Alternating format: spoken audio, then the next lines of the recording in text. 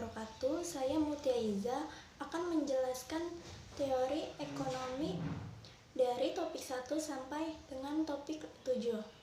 Topik 1. Konsep dasar ilmu ekonomi. Kata ekonomi berasal dari bahasa Yunani yaitu oikonomia yang terdiri dari kata oikos berarti rumah tangga dan nomos berarti aturan. Jadi, oikonomia diartikan sebagai aturan atau manajemen dalam rumah tangga. Pemikiran Yunani inilah yang nantinya dikembangkan para ahli untuk mendefinisikan ilmu ekonomi.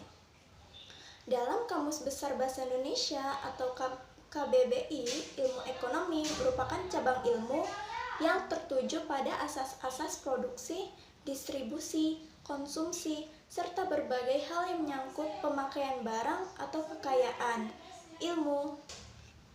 Ilmu ekonomi juga sering diartikan sebagai ilmu pengetahuan tentang segala kegiatan manusia dalam memenuhi kebutuhan hidupnya.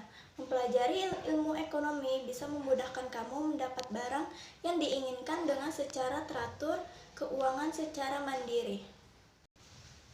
Topik 2. Masalah ekonomi.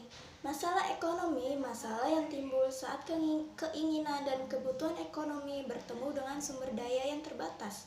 Masalah ekonomi ini pasti akan selalu muncul dalam kehidupan sehari-hari karena keinginan dan kebutuhan manusia banyak dan tidak terbatas. Sementara ketersediaan sumber daya yang dibutuhkan belum bisa memenuhi keinginan tersebut. Inilah masalah pokok ekonomi klasik yang sering kita alami. Contoh masalah ekonomi, seperti yang dijelaskan di awal, uang jajan bulanan yang selalu kurang juga termasuk contoh masalah ekonomi dalam kehidupan sehari-hari. Contoh lainnya adalah terbatasnya sumber daya alam untuk memenuhi kebutuhan masyarakat. Topik 3. Konsep permintaan.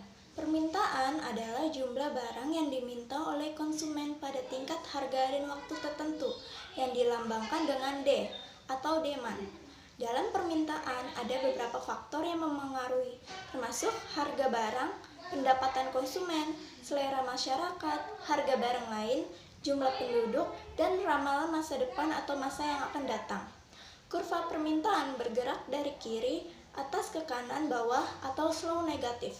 Unsur penyusun kurva adalah harga atau P yang dilambangkan dengan garis vertikal, jumlah barang atau Q yang dilambangkan dengan garis horizontal, dan garis permintaan yang menghubungkan titik pertemuan harga dan jumlah barang. Topik 4.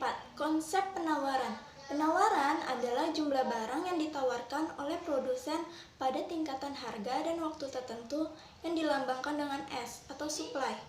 Mengacu pada hukum penawaran diketahui bahwa jika harga mengalami peningkatan pada kondisi ceteris paribus, penawaran dipengaruhi oleh harga barang serta harga barang lain terlebih dahulu, setelah itu diikuti biaya produksi, tingkat teknologi, tujuan perusahaan, dan baru selera masyarakat.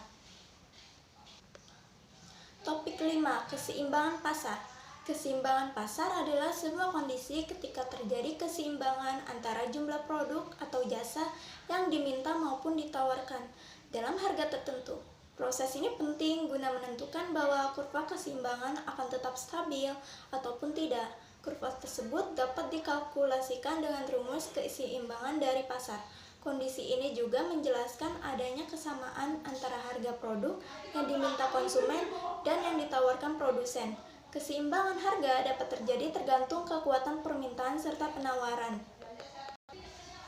Topik 6. Elastisitas permintaan. Bagaimana elastisitas permintaan bekerja? Hukum permintaan memandu hubungan antara harga dan kuantitas yang dibeli.